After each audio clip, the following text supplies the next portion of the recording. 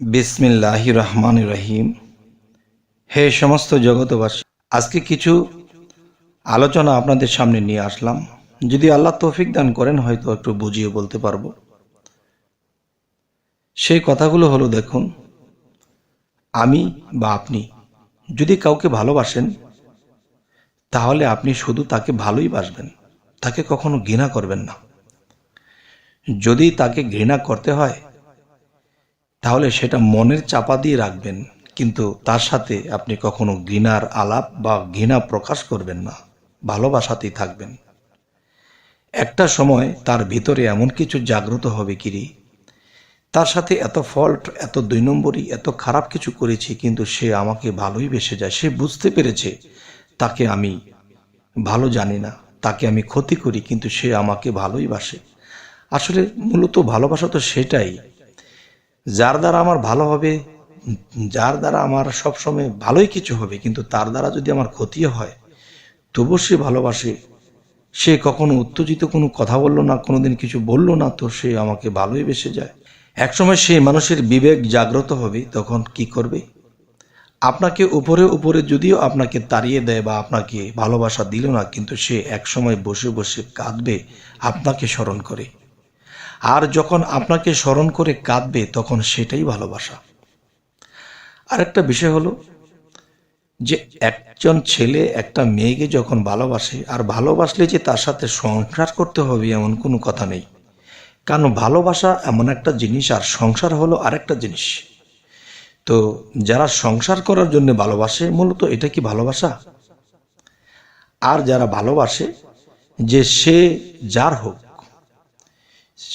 তার যেখানে বিয়ে হোক, কিন্তু আমার যে তার ভালো লেগেছে, ওই ভালোবাসা, সেটাই তো প্রেম, সেটাই তো ভালোবাসা। কিন্তু তাকে পাবো, তার সাথে সংসার করব, এটা তো দেখা গেছে একে আমি পাইলাম না, বা সে তার অন্য জায়গায় বিবাহ হয়ে গেছে, এই জন্য আমি তাকে ঘৃণা করব না। আমি কি করব? মন দিয়ে, প্রাণ দিয়ে তার জন্য দোয়া করব, চোখের পানির সাথে, যে আল্লাহ তুমি তাকে সুখী করো। আচ্ছা, যদি আমি তার বরকে মেরে তাকে নিয়ে এসে পড়ি, তাহলে কিন্তু এটা ভালোবাসা হলো না। তাহলে আমার ভালোবাসাটা ছিল তার দেহটাকে চাইবার জন্য। আর যারা দেহটাকে পাওয়ার জন্য ভালোবাসে, এটা আসলে ভালোবাসা নয়, প্রেম নয়, এটা হলো দেহলোভী এবং কাম প্রেম যাকে বলা হয়। তাহলে আজকের যে বিষয়টি, যে ভালোবাসা এবং প্রেম যে জিনিসটা, সেটা আমি এরকমই বুঝি যে আমি যাকে ভালোবাসি সে যদি আমার ক্ষতি করে তবু আমার মুখে হাসি। আমি যাকে ভালোবাসি সে যদি আমাকে ভালোবাসে তবু আমি তার থেকে একটু দূরে থাকি। আর সে যদি আমাকে ভালো নাও বাসে তো সারা জীবন আমি তাকে ভালোবাসি। আচ্ছা, এখানে আরো একটি বিষয় হলো, দেখুন, যে ভালোবাসা আসলে কি? ভালোবাসা আসলে সেই জিনিসটা হলো যে আমি একজনকে মন প্রাণ দিয়ে ভালোবেসেছি, কিন্তু তাকে নিয়ে সংসার করার জন্য নয়। সেটা ভাগ্যে থাকলে হবে, না থাকলে না হবে, কিন্তু আমার মনের হবে না কোনো ক্ষয়। যে আমার মনের দিক দিয়া, বিবেকের দিক দিয়া, প্রেমের দিক দিয়া আমি থাকবো জয়। তবে যখন দেখেছি তার একটি জায়গায় বিবাহ হয়ে যাবে বা এক প্রকার হয়েও গেছে, তখন দেখতেছি সে খুব সুখী, তখন আমিও কিন্তু ভিতর ভিতর সুখী, যে যাই হোক, আমার কাছে আসলে তো আমি এতটা সুখ দিতে পারতাম না। সে অন্য জায়গায় তার বিবাহ হয়েছে, সেখানে সুখে আছে, ভালো আছে, আলহামদুলিল্লাহ, আল্লাহ তুমি তাকে আরো সুখী করো। এরকম যখন তার জন্য দোয়া করব, এই খবরটা অবশ্যই তার কাছে পৌঁছাবে। কিরে, সে তো আমাকে চেয়েছিল, সে তো আমাকে পায়নি, তবু সে আমার জন্য দোয়া করতেছে। তখন কি হবে? তার চোখে দিয়ে যখন ঝরঝর করে পানি ঝরতে থাকবে, আর সেই প্রতিটা পানি চোখের ফোঁটাতে সে আমি তো মিশে থাকব।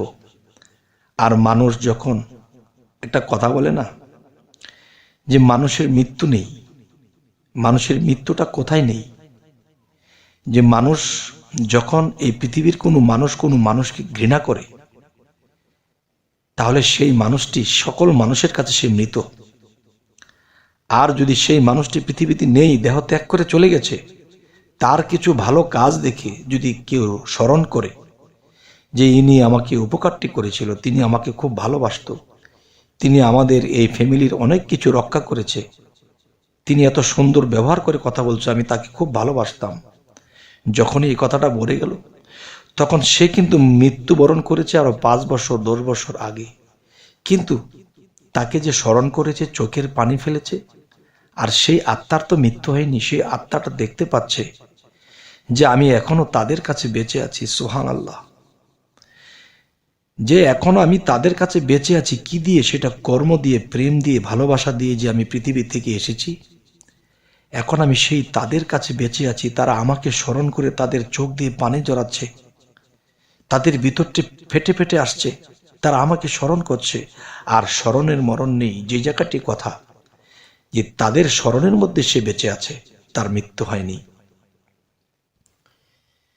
তবে হে সমস্ত জগতবাসী, আজকের আলোচনাটি আমার মনে হয় আপনাদেরকে ভালো করে বুঝিয়ে বলতে পারিনি।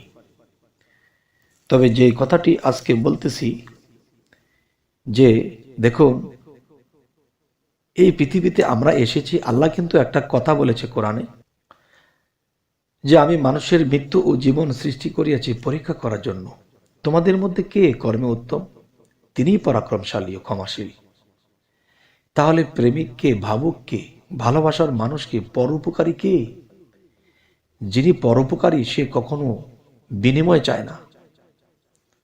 তার একটা জিনিস যে আমি মানুষের হৃদয়ে জায়গা করে নেব, সে খেয়ে হোক না খেয়ে হোক, অনেক দুঃখ কষ্টে থেকেও মুখের মধ্যে হাসি, আর অন্তর থেকে আমি সবাইকেই ভালোবাসি। তবে দেখেন, মানুষ মৃত্যুবরণ একমাত্র সেই করে, পৃথিবীতে যারা আকর্ম কুকর্ম করে তারাই তো মৃত্যুবরণ করলো।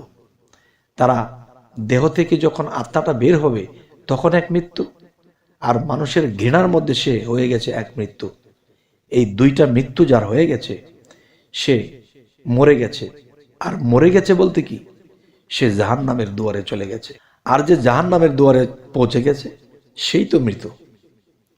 আর যে ব্যক্তি পৃথিবীতে মানুষের উপকার করেছে, মানুষকে নিঃস্বার্থভাবে ভালোবেসেছে, নিজে না খেয়ে অন্যের মুখে তুলে দিয়েছে, সেই মানুষগুলো এই দেহের থেকে আত্মা বের হওয়ার পরে তারা নতুন জীবন পেয়ে যাবে।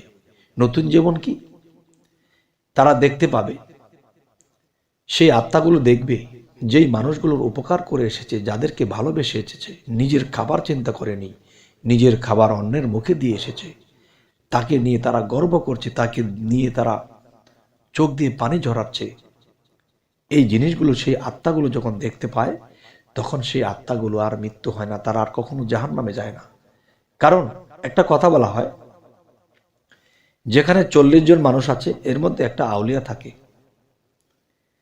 তো এরকম দেখা যায় যে বহু মানুষের মধ্যে দেখা যায় অনেকেই তার জন্য ভাবছে, তার জন্য কাঁদছে, তার কথা স্মরণ করে, আর সেই স্মরণের মধ্যে সে বেঁচে আছে। আর ওটা কি বেঁচে থাকা বলা হয়, তার মৃত্যু নেই, সে মানুষের অন্তরে বেঁচে আছে। তো এরকম ভাবে যদি আমরা বুঝি, এই পৃথিবীতে চলি, তাহলে কিন্তু আমাদের জয় হবে। যেমন আরেকটা কথা হলো, আল্লাহ এই পৃথিবী সৃষ্টি করেছে প্রেমের কারণে। আবার কি বলি, আবার আল্লাহ বলতেছে ওয়াল্লাযী খালাকাল মাউতা ওয়াল হায়াতা লিয়াবলুয়াকুম আইয়াকুম আহসানু আমালা ওয়া হুয়াল আজিজুল গাফুর। অর্থাৎ মানুষের মৃত্যু ও জীবন সৃষ্টি করিয়াছে পরীক্ষা করার জন্য। সেই পরীক্ষাটি কি? পৃথিবীতে এসে নিজের স্বার্থের জন্য কিছু করিনি, পরোপকারের জন্য মানুষের জন্য জীবনকে দিয়ে গিয়েছি। তাহলে সেটাই ভালোবাসা, সেটাই নিঃস্বার্থতা। তো আল্লাহ এই সমস্ত বিশ্বজগৎ সৃষ্টি করেছে, এর মধ্যে শ্রেষ্ঠ নবী হযরত মুহাম্মদ সাল্লাল্লাহু আলাইহি সাল্লাম, তিনি কিন্তু উম্মতের জন্য শুধু কাঁদলই। দেখেন, মৃত্যুর পরেও সে এখনো আত্মজগতে উম্মতি করতেছে। আর এই জগতে যারা নবীর প্রেমিক তারাও নবী করতেছে। এই যে দেখেন একটা কি সুন্দর প্রেম, কেউ কাউকে বলছে না। আর এই নবীজি কত কষ্ট করে গেছে, নিজের স্বার্থের চিন্তা করেনি, খাওয়ার চিন্তা করেনি।